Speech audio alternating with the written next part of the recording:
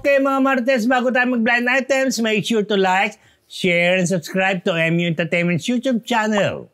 At kung blind item sa hanap nyo, pwes, talasan ng isipan at pagganahin paging Martes dahil andito na ang segment na inyong hinuhumalingan at pilit na hinuhulaan ng DAHU!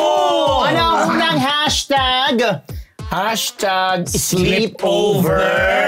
May kinalaman niya sa isang actor-singer na hindi naman siya ganun pa-popular pero yun ang pinasok niyang field at hinahangaan siya kasi ang ganda naman talaga ng boses niya. Sumasali rin siya dati sa mga reality search although hindi siya nananalo pero mas napapansin kayong kagwapuhan kasi. Ngayon, every time pala kasi nalilink siya sa isang mataas na executive, gay executive, didiretsuhin ko na gay executive na laging binibigyan siya ng support, lagi siyang, alam mo yon, parang friends talagang datingan nila. But every time, itong male singer actor na to, hindi siya taga Manila. Ang layo ng inuuwian niya outside Metro Manila ang probinsya niya na Mindanao? Hindi naman. Dito pa rin sa Luzon. Okay. Oo, di ba Bentot na nagpakulay ng 3.9? Natuwa ko sa pangalan ni Bentot. So, boy pa ba yan? Kay talaga. So anyway, every time na tinatanong siya kung bakit lagi siyang nandoon sa lugar, doon sa condo nitong top gay executive na to na nagbibigay sa kanya ng mga racket, lagi lang niya sinasabi nag-i-sleepover lang po ako. Pero ang duda ng iba, ang duda ng maraming nakakasama nila sa production, nagsasama na sila nung gay executive na ito. Diba? May love. Hindi pa nai-hit ni actor-singer yung rurok ng tagumpay, kumbaga. Pero na-hit na niya yung gay businessman. Pero talaga, sumigaw na walang sound na yung executive. Executive. But given the chance, kung mabibigyan ng pagkakataon, actually napaka-promising nito. Ang gwapo, kumpletos Ricados. Diba? Yun na. Kumpletos Ricardo. Kakaiba ang niya. Is he the same? Hindi. Iba. Bago? Ang pangalan niya ay kapangalan ng Big Boss natin. O yun yung pinakamaganda ko. Sa mga magre-research, huwag nyo nang alam. Huwag nyo babatiin yung Big Boss natin, ha? Hi, hello po! Diyos maray na bagi po sa inyong lahat. Ay, alam ko na. Diyos maray na bagi po. Hindi ko mag-get yung executive. Ay, madami dyan. Diyos ko. Kasi si Mr. Fu. Si Mr. Fu maraming kilala. walay na kasi yung known na. Anyway, yung po, maraming nabagi po sa inyo. Ideal Vision, Dr. Jessica din. Teka, nag-message yung top executive. Sabi niya, ako ba yung top? Ako ba yung top? Sabi niya, bottom executive, diba? At sa mga Casinos family po namin dyan, hello kay Dr. Jessica D. ulit ng Ideal Vision. Thank you. Faces and Curves, Dr. J. and Dr. Sheila Ricasata. One Dental Cleaning ni Dr. Pong Magtibay at Dr. Jess Solis ng Gorgeous Smile. Sabi niya, I'm sorry, hindi ako top executive. Bottom executive ako. Colonel Judy Mayuga, happy watching po. Ate Lolita Di Diyos Katsuki. At shout out kina Lani Michelle, kay Tetra, kay Soki Esteves, at saka of course kay Ma'am Bel Constantino. Salamat po sa inyong lahat. Ayun na, diba? Diba? Next hashtag! Yan Ay, grabe. Oo nga. New target. Sino yan? Akin yan. Delayed telecast? June? Kasi nga alam nyo na, di ba? Because of your clue. Anyway, mga Kamarites, ito yan, isang tao na bahagi ng production staff na mga mahala sa mga live events. Matapos ang pagsamahin ng mga magagaling na singers sa isang live event at isang hindi pa masyadong singer-singer, nilapitan sila ng Big Boss. Singer din, ha? Oo. Big Boss na isa ng kaibigan niya tayo ng bottom executive. Ayan. Si Big Boss ba ay top or bottom executive? Bottom big executive. To be honest about it. Ayun na nga, di para bang sinabihin niya yung mga staff na gusto ko gawin natin concert para kay ganyan. Yung naging yung tina-target niya. Hindi, ang target niyang ipagawa doon sa baguhang male Hank kumanta naman. Kasi nga narinig niya kumanta. Maybe naisama sa isang concert na kumakanta. Naloka ngayon yung mga staff. Parang sa likod niya, wala pa naman siyang kanta. Wala pa naman siyang hit song. Bakit magko-concert na agad? Dahil mayaman si bottom executive, kaya... So, wala silang Diyos kundi pag-aralan. Di ba? Siyempre, kailangan mag-aralan kumanta, magsalita. Sabi, bigyan nyo ng talent siya. Yun ang sabi. Di ba? Yun, ipag-produce na naman. Matutuloy ba yung concert na yan? Hindi ko alam matutuloy. Basta, talent. yun ang target ngayon ng bottom executive para sa kanyang alagang Mabigyan ng concert. Concert. Kasi meron ng magazine covers, meron ng pictorial. It's the same. Di ba? No! Diba? Sa akin yung... Don't judge me, okay? Yan yun. It's the same person? Hindi. Not the same. It's the same na na-BBI na. Hindi ko alam. Diyos ko. Teka, sino yun? Okay, happy birthday kay Lito Maniago. Ay, happy birthday! Bukas po ang birthday ni Lito. Alam ko. Happy birthday! March 12. Grabe Hindi na. ko bukas, March 12. March 11 pa lang po bukas. Wednesday. March 12. Okay. Tapos sa Thursday, batiin natin ulit. Belated happy birthday. Belated happy birthday. Anyway. May sino pa? Wala na? Wala. Thank you, Tita Bobo. Dito mamahal daw. Bebot. Mamahalin daw. Tinarbor na tong Uy, bagay sa akin to letter A. Ano ibig sabihin ng logo? Kay Sean. Ami Batong Bakal na taga Frisco? Gabi-gabi na lang. Ay nasa disco? Mga problema ay biglang. Malilimutan. Thank you, Ma'am Chari, kasi aking sister sa Binagasen.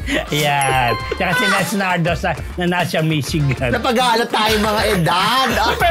Pero hindi magkapareho yung bilinay item natin. Hindi. Singer actor yung akin eh. Okay. Ito, mukhang yung mga... Huwag ka mag-asmusga.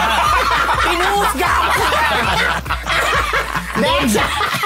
Galit na galit. Sinadjudge ko Don't na. judge a book by its title. Sinadjudge ko na. Rosana Wax. Ano kanya ka? Libro? Oo, The Lost Saints. The Lost Saints. Dahil dyan. Anong susunod na Wala hashtag? palang talent yun. Sino? Meron naman. Dami mo kasi nabigyan ng talent yan. Di bagong tatargetin. Kumbaga, bukod sa acting, meron pang kanta. Kasi yung blind ID ko talagang talented. Mahusay ko Di ba talented? Talaga ba? Talaga ba? Oo. Mag-galore nga tayo. Tingnan ko, ginugel ko nga eh. Marunong. Eto? Singer. Oo, gwapo di ba? Ito? Oo, sing and dance yan. Pero talaga? ano naman kasi talaga yan eh. Pogi eh. Ayun na. Hello mga Kamarites! Bago po tayo bumalik sa Marites University, kung gusto niyo po laging makatanggap ng latest chismis, Pati na rin ng mga nakakaintrigang blind items at insider scoop tungkol sa lahat ng showbiz-related happenings. Huwag niyo pong kakalimutan mag-subscribe sa MU Entertainment YouTube channel. Marami man ang ating mga Marites subscribers, mas marami pa po ang di nakasubscribe. Kaya naman, subscribe na mga Kamarites! Next hashtag! Shopping galore. Shopping galore. Kwento ito ng kilalang sexy star. I mean, sexy star. Ayan ang sure na top. Grabe. Sexy star na actress din na matagal siyang in a way, pwede mo rin sabihing nagreyna-reynahan dahil sa dami ng nagawa niya. So, active pa rin naman siya ngayon, pero hindi na gano'n kasing active katulad dati. So, eto nga.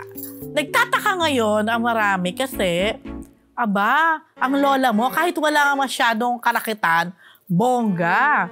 Meaning, laging nag-out of town, out of the country, at super shopping galore daw. Wow. Yun pala ay kabitsina ang lola mo sponsor. ng isang taas sa posisyon ng isang malaking Top nga. ng Diba? malaking korporasyon. Kaya lang korporasyon sa bansa. So top At lalaki naman ito, hindi naman... Lalaki naman. Okay. Pero may pamilya itong lalaki na ito na may mataas na katungkulan sa isang malaking kumpanya o malaking korporasyon talaga sa bansa. Kaya super shopping galore at wapakialam itong sexy actress na to na may Junakis na rin naman. O yan, another clue. Pero wala asawa, si girl. Wale. Hiwalay. So, nagkaanak lang. Actually, series tong blind item ko. Ay, may series. Sa Webes, siya pa rin. Siya pa rin, no? At least, walang tomboy. Ay, wala. At least lalaki, di ba? Pero yun nga, as in, pag alabas to yan ng bansa, syempre hindi yan, ba't ko iba blind item yan? Alam mo, may promise na ako. Hindi ko na iba-blind item Yun yan. na. Ako never ko blind item yan. Takot, Di ba ikaw yun, Rose? Alin? Yung shopping galore? Yung shopping galore? Di ba ikaw yun? Mag-shopping? Baka ikaw yun, Rose, Ay, Sa grabe. China? Hindi nga, wish nga niya yung tent sa Korea eh. Oo nga, ano ba naman? Give mo akong pang shopping. Pag may nag-sponsor ng patent sa Korea. Patent. Kunwari may mag-sponsor ng patent dun sa Korea. Gogora ka? Hindi kasi ganun yun. But anyway, ayun nga. So, super bongga daw ang hitad dun sa pagiging kabit China niya ng isang ano ba? Lalo na wala. Business magnet. Di ba tahimik mo na yung Viva Max ngayon? Ang dami. Pero wala siyang, alam mo, ito wala ba siyang yan? masyadong rank. Hindi, wala siyang Iba. masyadong karakitan, ha? Pero, girl. oo. Eh, kasi meron naman siya sponsor. Ayun na nga. At Pero lang. sumikat ng bongga na. Mukhang hindi pa nadidiscover ng Ng legal wife. wife. Yun na. Ngayon may discover na. Ayun na. Later. Ang daming na-discover dito sa Maritas University. Actually, totoo. Naku, yung blind item ko nga may jowang sa Abroad. Kaya na. Makakarating na. Ewan ko may nagsabi May sa akin. nagpaalam, may nagparating na. May nagparating na raw. Yeah. Sana na tama yung pinarating nyo, ha? Kung gano'n naman kayo mga ano dyan. Anyway, yun na. So, of course, thank you again, Tita Bebot ng Colorete, ng Scout Turillo Corner Timog.